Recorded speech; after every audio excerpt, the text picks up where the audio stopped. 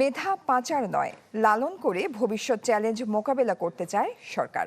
ঢাকা বিশ্ববিদ্যালয়ের সিনেট ভবনে উচ্চশিক্ষা নিয়ে কর্মশালায় কথা বলেছেন প্রধানমন্ত্রী তারেক রহমান। এ সময় তিনি শিক্ষক নিয়োগে স্বচ্ছতার তাগিদ দেন।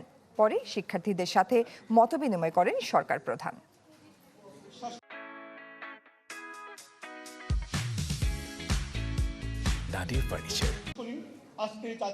বিশ্ববিদ্যালয় মঞ্জুরি কমিশন আয়োজিত বাংলাদেশে উচ্চশিক্ষা রূপান্তর টেকসই উৎকর্ষতা রোডম্যাপ বিষয়ক কর্মশালা ঢাকা বিশ্ববিদ্যালয়ের সিনেট ভবনে। এই কর্মশালায় যোগ দেন প্রধানমন্ত্রী তারেক রহমান।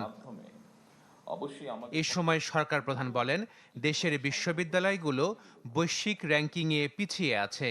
আমাদেরও প্রচুর মেধাবী মানুষ রয়েছেন যারা সুযোগ বা সুবিধা পেলে বিশ্বমানের কিছু করা তাদের পক্ষে অসম্ভব নয়।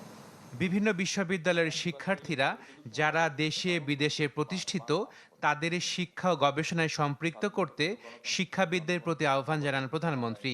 মেধা পাচার নয়, মেধা লালন করে ভবিষ্যৎ চ্যালেঞ্জ মোকাবেলা করতে চায় সরকার।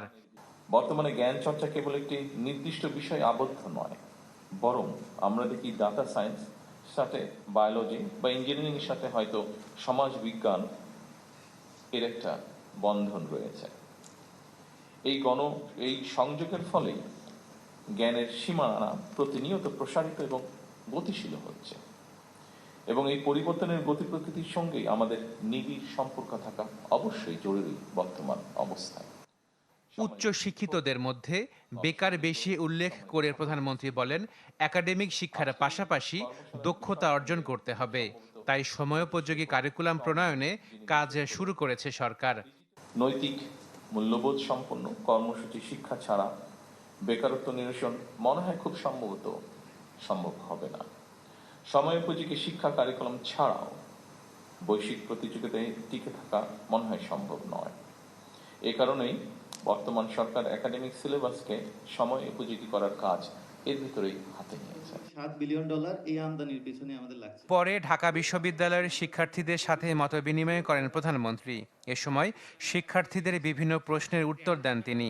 বলেন, উন্নয়নের জন্য দরকার স্থিতিশীলতা। এছাড়া বিশ্ববিদ্যালয়ের শিক্ষক নিয়োগে রাজনৈতিক পরিচয় নয়, মেধার উপর জোর দেওয়ার আহ্বান জানান প্রধানমন্ত্রী। পলিটিক্যাল বায়াসনেসটাকে বোধহয় বেশি প্রায়োরিটি দেওয়া হয়েছে। টিচার অ্যাপয়েন্টমেন্টের ক্ষেত্রে রেজাল্ট দেখে, মানুষের মেরিট দেখে টিচার দেয়। আমি মনে করি এই অবস্থাটার পরিবর্তন করা সম্ভব। Ashikin Prince, channel 24, Dhaka.